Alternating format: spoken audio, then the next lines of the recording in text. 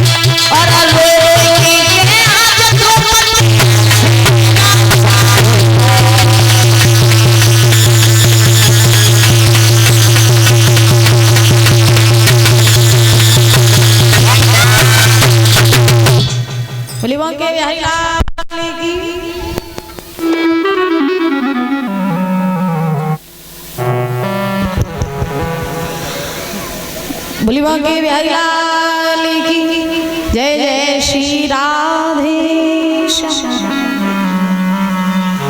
आइए ताली बजा करके बड़ा ही प्यारा भजन बोलेंगे बड़े भाव से, उसके बाद जो है कथा में प्रवेश करेंगे। सभी लोग ताली बजा करके बोलेंगे, ठीक है।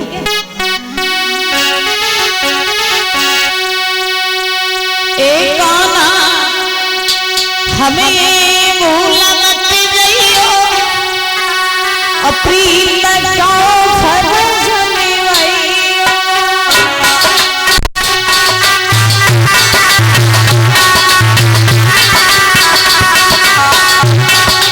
एक आना ये चलिया एक मोहन हमें भूला मत जइयो प्रीत क्यों फरजने वइयो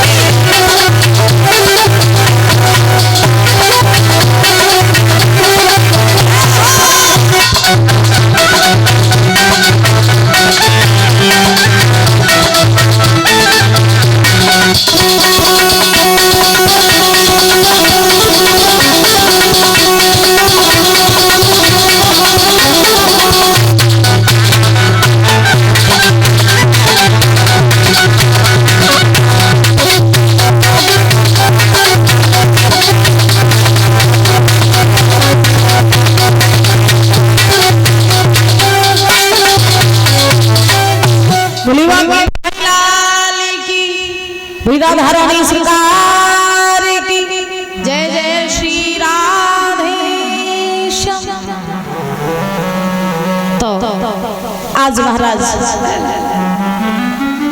दुशासन जो है वो द्रौपदी के केस पकड़ करके खींच करके ले गया और जैसे ही महाराज केस पकड़ के खींच करके ले गया है दुशासन द्रौपदी को,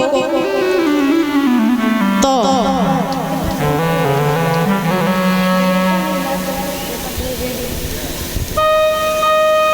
ले जा करके द्रौपदी को बीच सभा में महाराज खड़ा कर दिया। जैसे ही द्रौपदी को ले जा करके बीच सभा में खड़ा किया है तो उसी समय द्रौपदी आज सभा बीच में खड़ी होकर के रोने लगी। और जब द्रौपदी सभा बीच में खड़े होकर के रोने लगी तो सबसे पहले द्रौपदी जो है ये परीक्षित जी अपने पतियों के पास पहुंची, पांडवों के पास। जैसे द्रौपदी पांडवों के पास में पहुंची है तो द्रौपदी ने पांडवों से कहा कि सुनो, तुम मेरे 5 पति हो और एक से एक वीर योद्धा बलधारी, और तुम्हारे होते हुए भी आज अगर मेरी लाज जा रही है तो धिक्कार है तुम्हारी ऐसी ताकत पे जो तुम आज मेरी लाज नहीं बचा सकते हो। 5 पांडवों ने गर्दन नीचे झुका ली। फिर द्रौपदी पहुंची पितामह भीष्म के पास। तो महाराज द्रौपदी ने पितामह भीष्म से कहा, बाबा मैं तो आपकी बहू हूँ और आप फिर भी मेरी लाज नहीं बचा रहे हैं, तो धिक्कार है आपकी भी ऐसी ताकत पे जो आप मेरी रक्षा नहीं कर सकते और आप मुझे बचा नहीं सकते।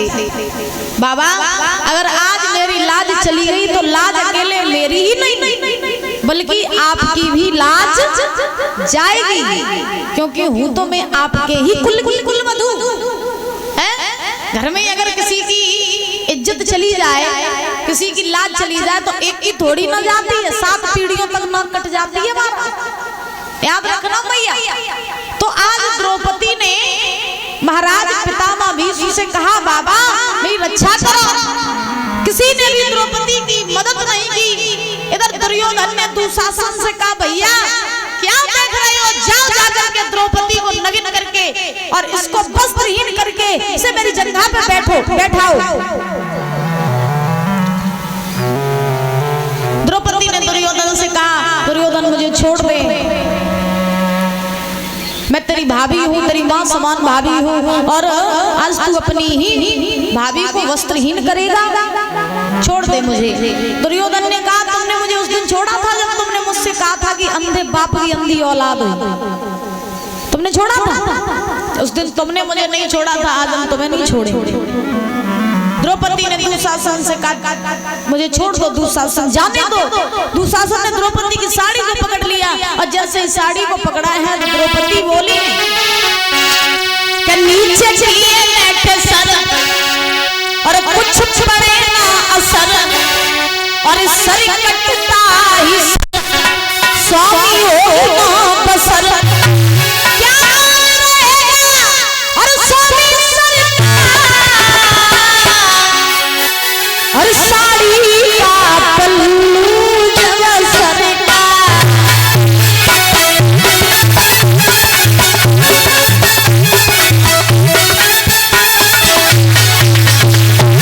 द्रौपदी ने पांडवों की तरफ देखा और कहा, नीचे किए बैठे सर कुछ पड़े ना असर, सर कटता ही सर स्वामी होगी ना वसर। महाराज द्रौपदी ने आज 5 पांडवों से कहा कि सभा में सभी लोगों ने गर्दन नीचे झुका ली है, अब कोई इस सभा में ऐसा नहीं है जो हमारी रक्षा कर सके। बोली नीचे किए बैठे कुछ पड़े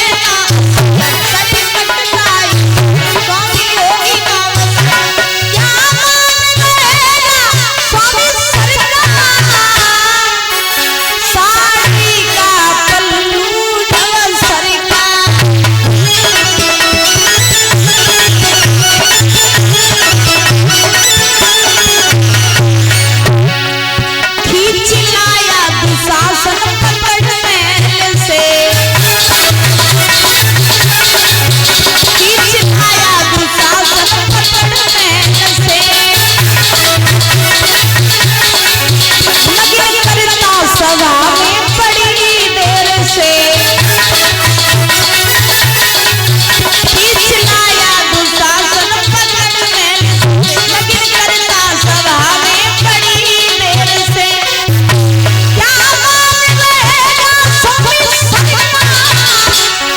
वो साड़ी का पल्लू जब सरका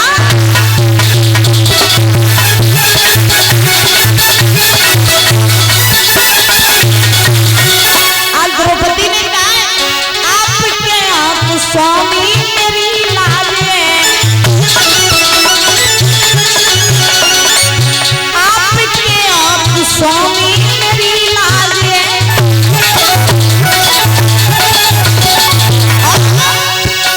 क्या मान रहेगा साड़ी का पल्लू जब सरका।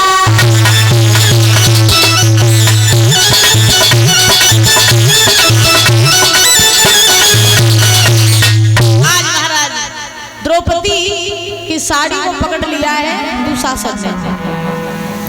जैसे ही दुशासन ने द्रौपदी की साड़ी को पकड़ा, साड़ी को पकड़ करके खींचने लगा, और जैसे ही दुशासन साड़ी को खींचने लगा, द्रौपदी कस के साड़ी को पकड़े कहीं छूट ना जाए। जोर से दुशासन ने झटका दिया, साड़ी छूट गई द्रौपदी के हाथों से। जैसे ही साड़ी छूटी है तो द्रौपदी सबसे मदद मांगने लगी कि कोई हमारी मदद करो और कोई हमारी रक्षा करो। तो रो रही है द्रौपदी। सारे पांडवों ने गर्दन नीचे झुका ली, पितामह भीष्म ने और भी महाराज बैठे थे, सबने गर्दन नीचे झुका ली। किसी ने द्रौपदी की मदद नहीं की। और जब किसी ने भी द्रौपदी की मदद नहीं की तो आज द्रौपदी को याद आई किसकी? भगवान कन्हैया की। और जब द्रौपदी को भगवान की याद आई तो महाराज द्रौपदी ने अपनी साड़ी को तो छोड़ दिया, और छोड़ करके आज द्रौपदी ने दोनों हाथ खड़े किए और कन्हैया अब का मनमानी करवा लियो तो भाई है यो। द्रौपदी बोली कि अब का और मनमानी करवाओगे मेरे नाथ हमारी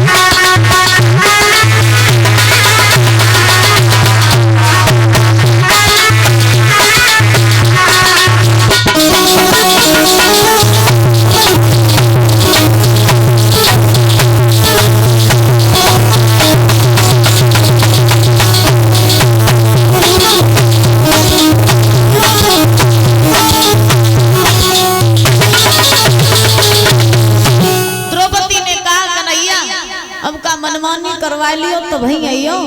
तो जैसे ही द्रौपदी ने हाथ खड़े किए कि कन्हैया अब तुम्हारे सिवा हमारा कोई नहीं। और याद करो उस दिन की जब तुम्हारी उंगली कटी थी तब मैंने अपनी साड़ी का पल्लू फाड़ करके, साड़ी फाड़ करके मैंने तुमको तुम्हारी उंगली में बांधी थी। और आज मेरी लाज जा रही है तो तुम आ नहीं सकते हो। जवाब दिया है द्रौपदी ने, कन्हैया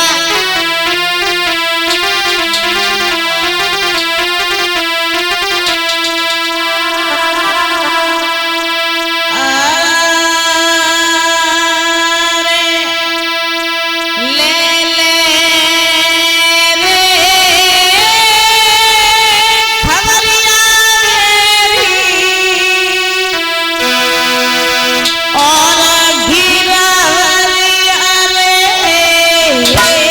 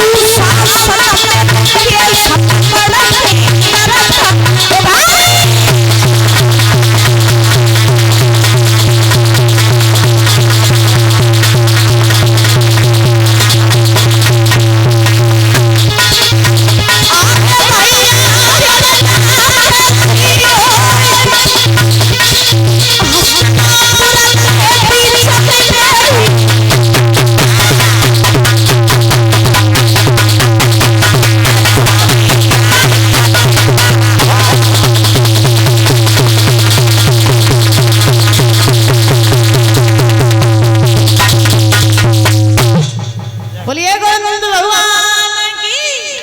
महाराज आज द्रौपदी ने जैसे ही अपने दोनों हाथ खड़े किए, बोली कन्हैया तुम्हारे सिवा हमारा कोई नहीं।